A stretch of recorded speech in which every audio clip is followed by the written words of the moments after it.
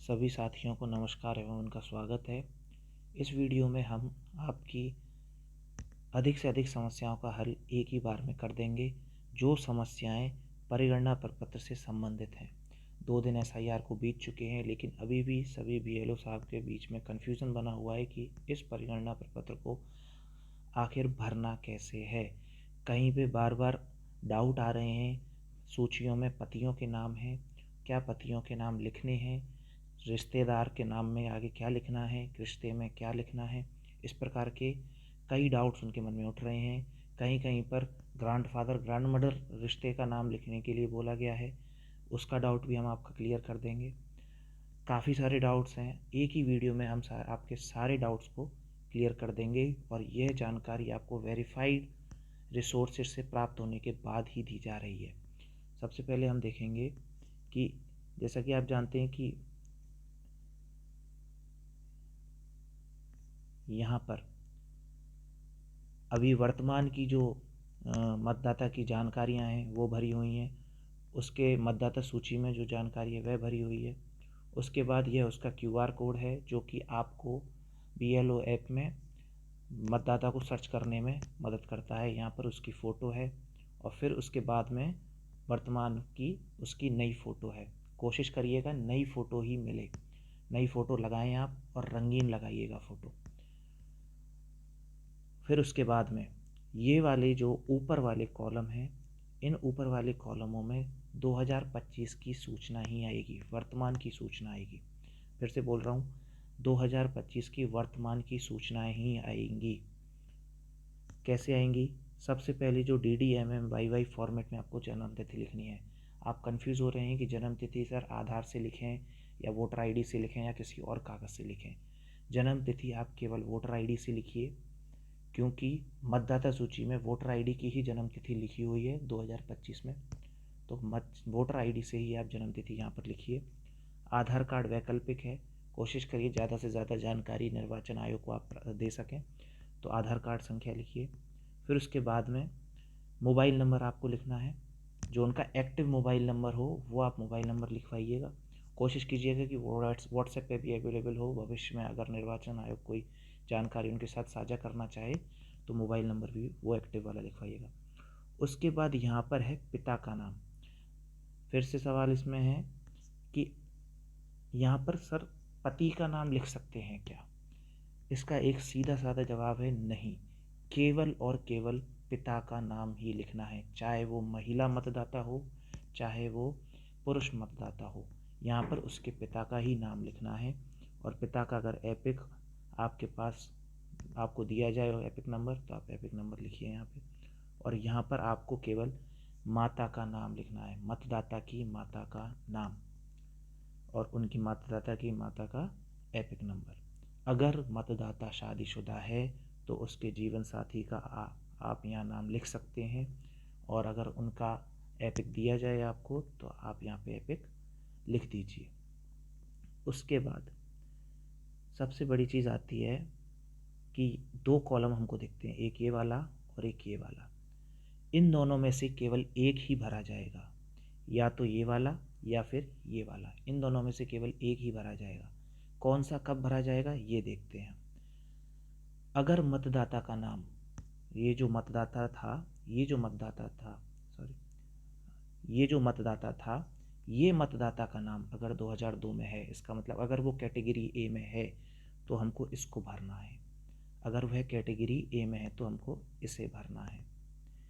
अगर category A में नहीं है, BCD में है, BCD में है, इसका मतलब उसका 2002 में नाम नहीं है, BCD में है और आपने उसकी प्रोगनी की है तो उसको इसमें इस वाले कॉलम्स में भरना है।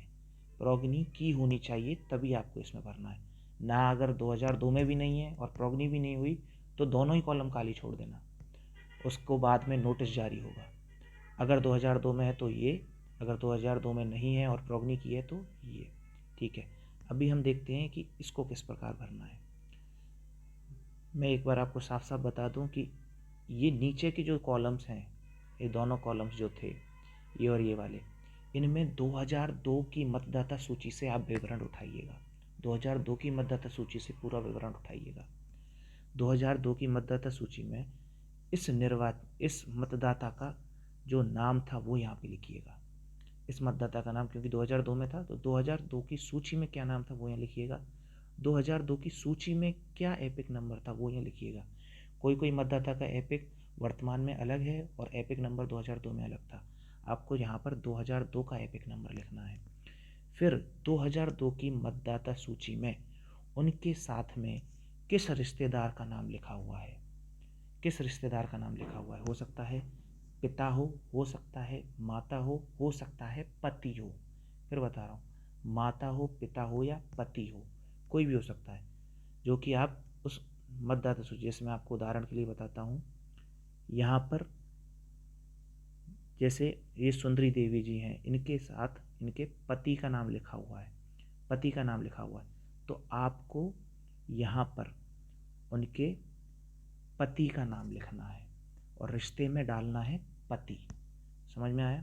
यहाँ पे पति का नाम लिखना है और रिश्ते में डालना है पति। अगर ये महिला के नाम के आगे पति की जानकारियाँ 2002 की सूची में हो, उसके बाद वही 2002 की सूची से आप उनके स्थान की जानकारी निकालें कि वे किस ज़िले में थे। अभी आप एक चीज़ और सुनिए कि वर्तमान में चाहे ज़िले का नाम कोई सा हो, नए ज़िले बन चुके हैं। 2002 की सूची में जो ज़िला था वो ज़िला यहाँ लिखा जाएगा, और राज्य का नाम वो तो राजस्थान ही था, और उस विधानसभा निर्वाचन क्षेत्र का नाम क्या था। सारी सूचनाएं आपको 2002 की सूची से उठानी है। तो निर्वाचन क्षेत्र की क्या संख्या थी, भाग संख्या क्या थी 2002 में, और क्रम संख्या क्या थी, ये सारी सूचना केवल 2002 की वोटर लिस्ट से आपको लेनी है। उसके बाद में हम आते हैं कि अगर BCD का वोटर है और आपने प्रॉग्नी किया है तो उसका किस प्रकार आपको इस कॉलम के अंदर सूचना भरनी है। सबसे पहले जिसके साथ आपने प्रॉग्नी की, मान के चलिए प्रॉग्नी आप 4 जन के साथ कर सकते हैं, माता, पिता, दादा या दादी। केवल प्रॉग्नी 4 जन के साथ हो सकती है, माता, पिता, दादा या दादी। तो जिसके साथ भी आपने प्रॉग्नी की, मान के चलिए पिता के साथ आपने प्रॉग्नी की, पिता का नाम आएगा। फिर उसके बाद उसके पिता का एपिक नंबर, जिसके साथ आपने प्रॉग्नी की उसका एपिक नंबर, और वो एपिक नंबर 2002 का लिखा जाएगा, वर्तमान का नहीं, 2002 का। वर्तमान में चाहे उसके पिता जीवित हों या नहीं हों उससे कोई मतलब नहीं है। 2002 में उसके माता पिता या दादा दादी का क्या नाम था वो यहाँ पर, और 2002 में उनका एपिक नंबर क्या था। वर्तमान में चाहे कोई भी एपिक नंबर हो उनका, 2002 में क्या एपिक नंबर था वो। और फिर उसके बाद 2002 में उस पिताजी, माताजी या दादा या दादी जी के नाम के आगे जिस रिश्तेदार का नाम लिखा हुआ था उस रिश्तेदार का नाम और जो भी उनके साथ रिश्ता था वो रिश्ता। मान के चलिए यहाँ पे आपने माता का नाम लिखा और माता के नाम के आगे उनके पति का नाम लिखा हो, तो यहाँ पे पति का नाम लिखेंगे और यहाँ पे आप लिखेंगे पति। समझे? तो अगर महिला हुई तो यहाँ पर आप पति या पिता या माता लिख सकते हैं, जो भी उनकी 2002 की वोटर लिस्ट में नाम हो। फिर से बोल रहा हूँ, 2002 की वोटर लिस्ट के नाम के आगे जो भी लिखा हो। उसके बाद 2002 की सूची में जो भी डिटेल्स होंगी, जिला, राज्य, ये सारी सूचनाएं आपको 2002 की वोटर लिस्ट से ही लेनी है। वर्तमान में चाहे राज्य जिले का कुछ भी नाम हो, 2002 की वोटर लिस्ट में जो नाम था आपको वो नाम लिखने हैं। उसके बाद ये सब होने के बाद में नीचे यहाँ पर आएंगे, कई फॉर्म हमने देखे हैं कि उनमें मतदाताओं के साइन करवाने के बाद में तारीखें नहीं लिखी हैं। यहाँ पर साफ साफ लिखा हुआ है तारीख सहित, तारीख सहित। तो आपको तारीख भी लिखवानी है यहाँ पर। साइन करवाइए, साइन नहीं कर सकते तो बाएं हाथ का अंगूठा लगाइए, चाहे महिला हो चाहे पुरुष हो, बाएं हाथ का अंगूठा लगाइए। अंगूठा जिसका लगाया उसका नाम भी आप लिख दीजिए सहूलियत के लिए, और साथ में तारीख भी लिखिए कि किस तारीख को वो साइन हुए हैं।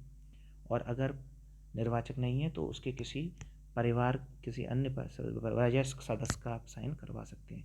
अंत में BLO यहाँ पे साइन करें और आप भी तारीख डालें। इस प्रकार आपका पूरा परिगणना प्रपत्र भर जाएगा। इसमें कोई डाउट नहीं होगा, कोई समस्या नहीं आएगी। दूसरी चीज़, आप सबको हर मतदाता के 2 गणना प्रपत्र दिए गए होंगे।